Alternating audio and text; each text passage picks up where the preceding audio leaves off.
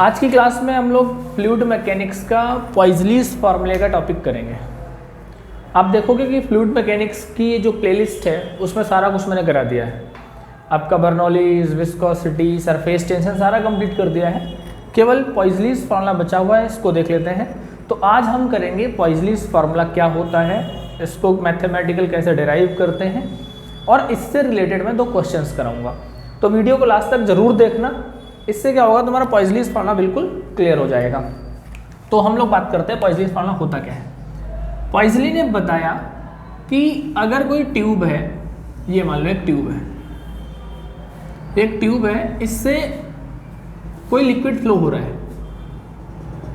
कोई भी लिक्विड अगर फ्लो हो रहा है तो इसका जो फ्लो रेट है, फ्लो रेट मतलब रेट ऑफ फ्लो।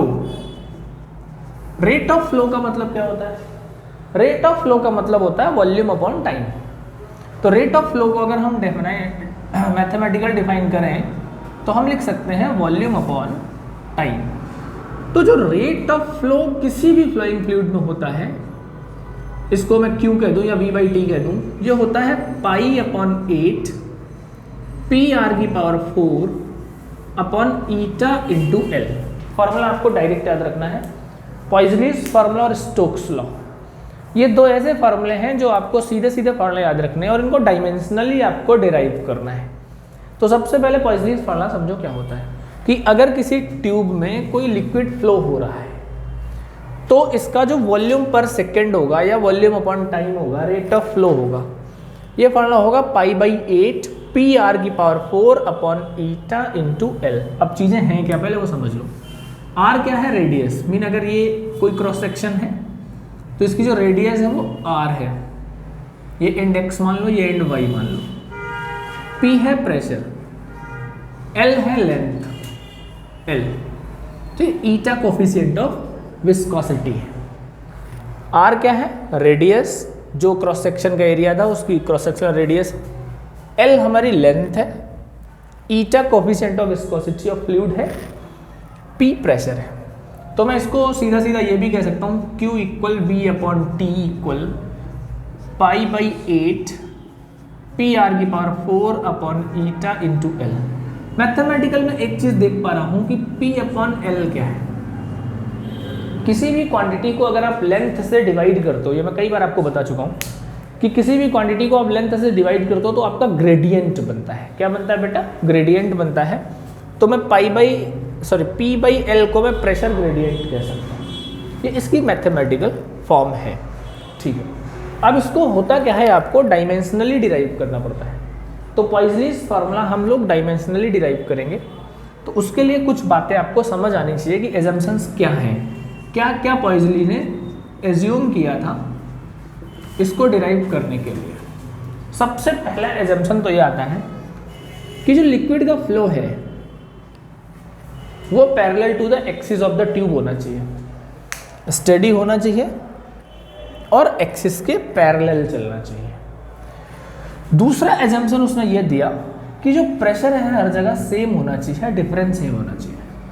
जो P है, प्रेशर डिफरेंस कह लो या प्रेशर कह लो, वो हर जगह इसका इक्वल होना चाहिए, तभी तुम ये बातें एज्यूम कर सकते हो। ठीक है, इतनी बात हमें समझ में आ गई। तो मैं एजम्पशन हटा देता हूँ, 2 एजम्पशंस आपको ध्यान रखने हैं। अगर आता है पॉइज़लीज फार्मूला क्या होता है और इसको डायमेंशनली आप कैसे डिराइव करते हो, तो आपको पॉइज़लीज फार्मूले का सबसे पहले तो फार्मूला याद रखना है पाई/8 PR⁴ upon eta into L। इसको डायमेंशन मेथड से हम लोग डिराइव करते हैं। तो डेरिवेशन ऑफ पॉइज़लीज फार्मूला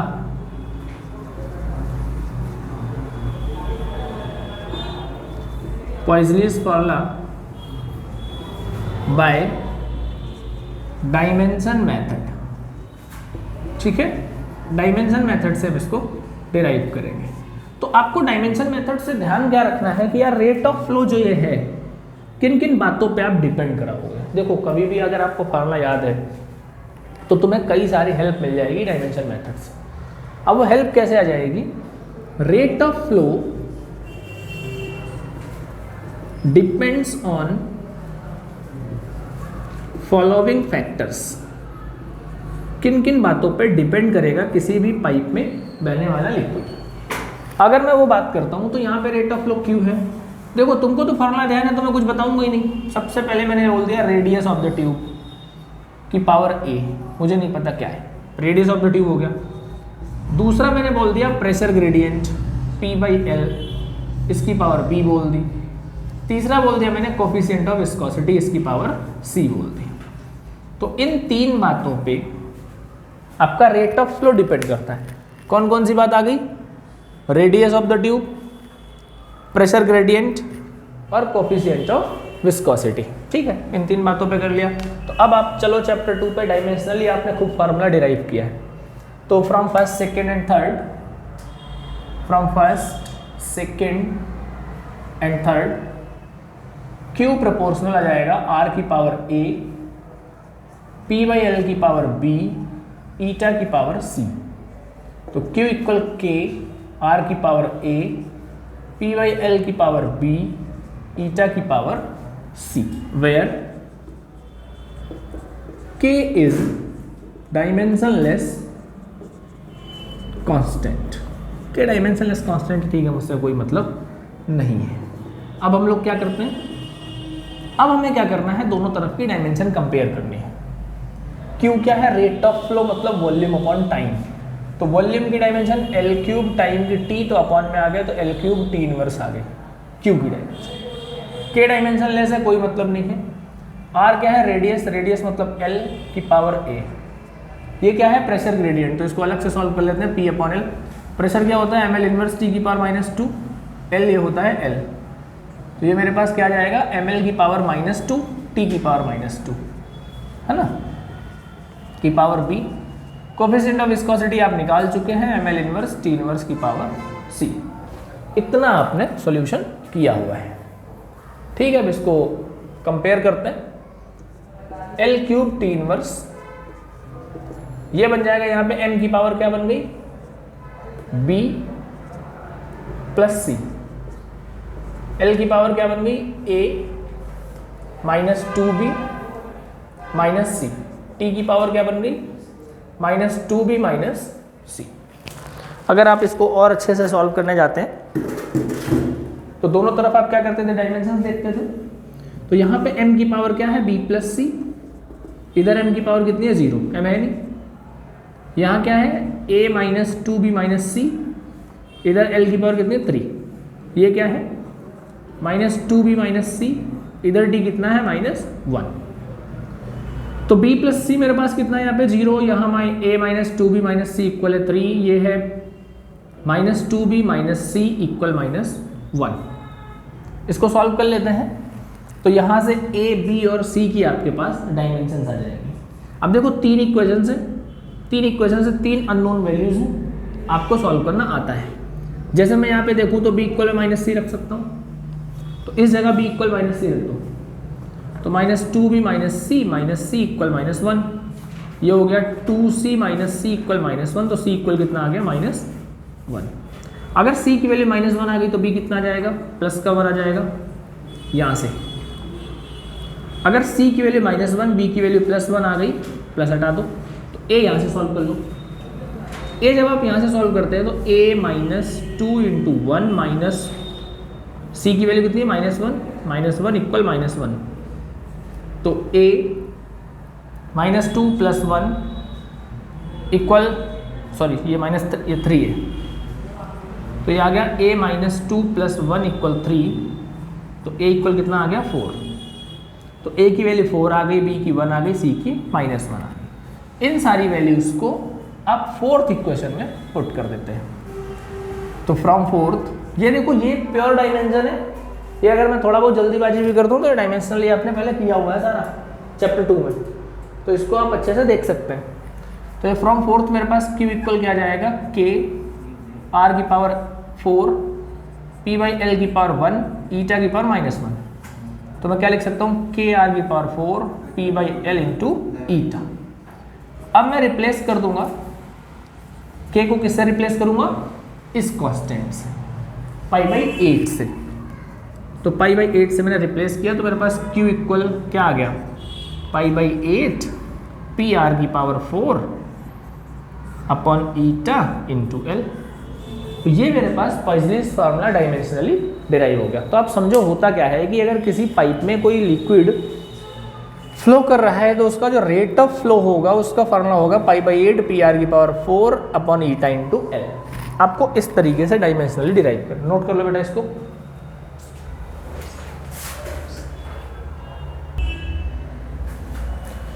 बेटा अभी हम लोगों ने पॉइजनीज फार्मूला पढ़ा, तो उससे रिलेटेड ये क्वेश्चन है आपके सामने, मैं रिपीट करता हूँ। A capillary tube of 2 mm diameter and 20 cm long is fitted horizontally to a vessel kept full of alcohol of density 0.8 gram per centimeter cube. The depth of the center of capillary tube below the surface of alcohol is 30 centimeter. If viscosity of alcohol is 0.12 poise, find the amount that will flow in 5 minutes. देखो question अच्छा है, तो question को पकड़ के चलते हैं। सबसे पहले कभी भी आपके पास न्यूमेरिकल आता है तो आपका सबसे पहला काम होना चाहिए आपको डेटा लिखना है कि क्या डेटा गिवन है, यही हम हमेशा करते हैं।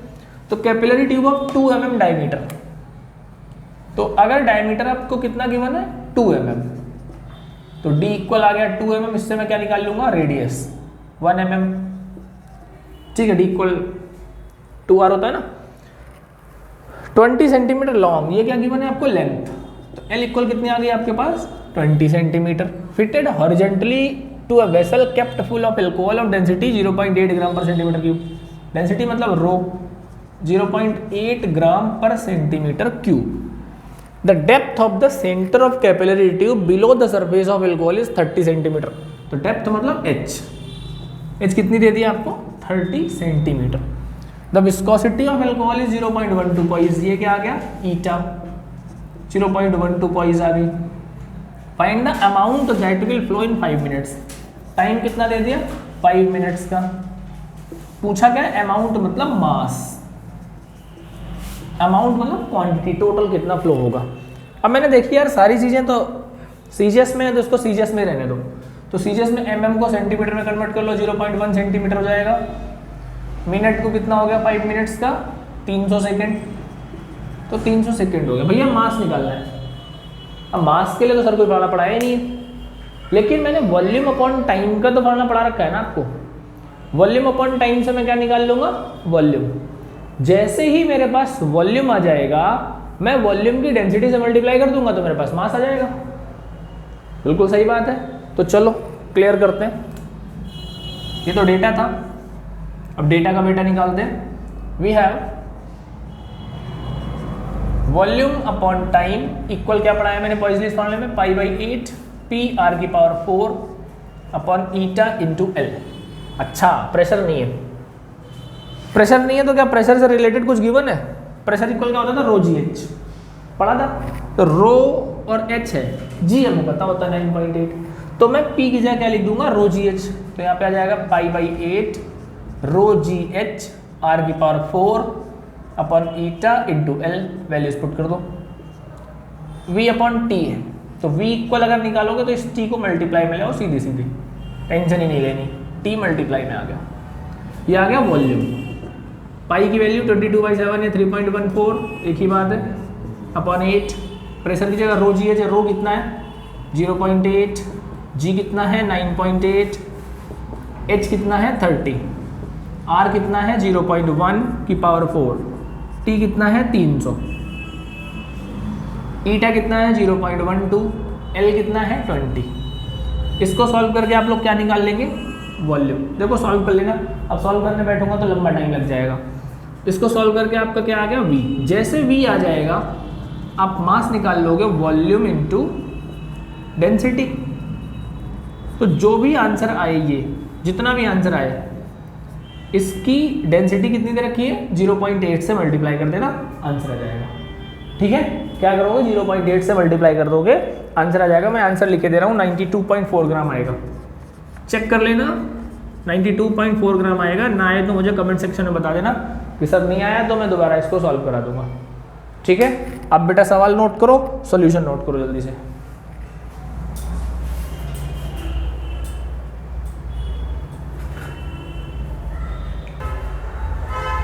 पहला क्वेश्चन कर लिया आप लोगों ने, चलो दूसरे पे आते हैं।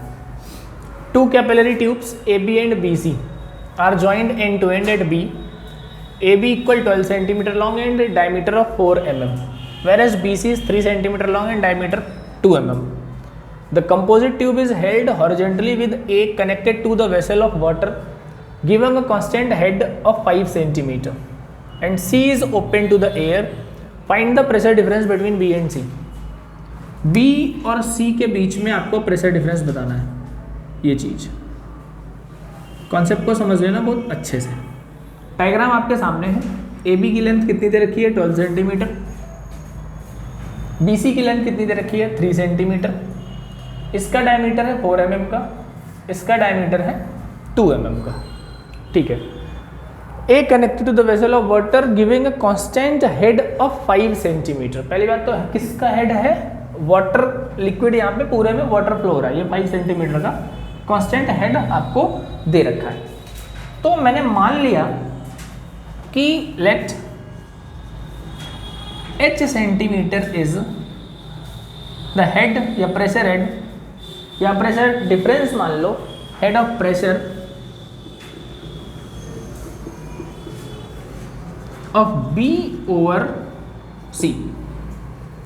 B से C के बीच में आप प्रेशर हेड कितना है हमारे पास h सेंटीमीटर है. तो बेटा हम दो ट्यूब्स की बात करेंगे, कॉन्सेप्ट समझना बहुत आराम से. दो ट्यूब्स की बात करेंगे, एक AB की बात करेंगे और एक BC की बात करेंगे, क्योंकि दो अलग अलग ट्यूब्स हैं. एक AB है, दूसरी कौन सी है BC है. तो मैं फॉर द ट्यूब AB बात करते हैं. फॉर द ट्यूब AB देखो, पॉइजलीज फॉर्मूला कहने में तो बड़ा आसान होता है कि नहीं हो गया बस, लेकिन समस्याएं अब आती हैं. तो अब आपके पास जो भी है वो AB का देखो. AB की लेंथ कितनी है 12 सेंटीमीटर, तो L1 कितना ले लिया 12 सेंटीमीटर. AB का डायमीटर कितना है 4 mm, तो D1 कितना आ गया मेरे पास 4 mm. 4 mm से मैं R1 कह सकता हूँ 2 mm. 2 mm को बोल सकता हूँ 0.2 सेंटीमीटर. ठीक है. सॉल्यूशन यहाँ से स्टार्ट किया है. इसके आगे यहाँ समझो, P1 कितना दे रखा है प्रेशर, h सेंटीमीटर आपने हेड माना है प्रेशर का B ओवर C. तो अगर मैं बात करता हूँ तो h B से C का है, तो AB के लिए प्रेशर हेड कितना जाएगा 5, तो ये है 5, तो ये है ना, तो 5 माइनस h. कॉन्सेप्ट समझ लो. AB का चाहिए, BC का कितना है मेरे पास h है, तो AB का कितना आएगा, ये तो उससे ऊपर है ना, तो 5 माइनस h आ जाएगा. तो P1 आ जाएगा 5 minus h of water. Rho g h होता है फॉर्मूला, तो रो जी एच होता है, तो h की वैल्यू कितनी हो गई 5 माइनस h. पानी की डेंसिटी कितनी होती है 1, और ग्रेविटी कितनी आ गई 980, क्योंकि आप इसको CGS में बात कर रहे हो, MKS में बात नहीं कर रहे, तो 9 अपॉन सेंटीमीटर स्क्वायर. P मिल गया, L मिल गया, R मिल गया, है ना. अब आप क्या निकालोगे, रेट ऑफ फ्लो Q. तो Q1 की बात करता हूँ, तो Q1 की बात क्या करूँगा π/8 P1 R1 की power 4 upon eta into L1.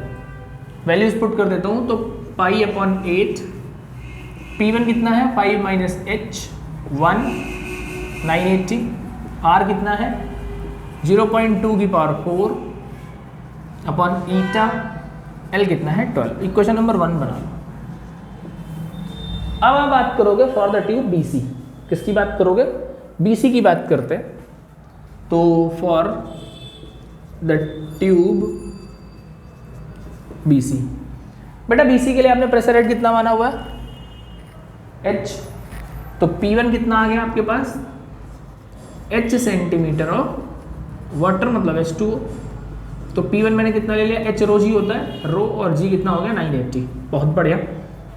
Length कितनी है BC की, कितनी गिवन है BC की length, whereas BC is 3 centimetre, तो L1 कितना आ गया 3 सेंटीमीटर.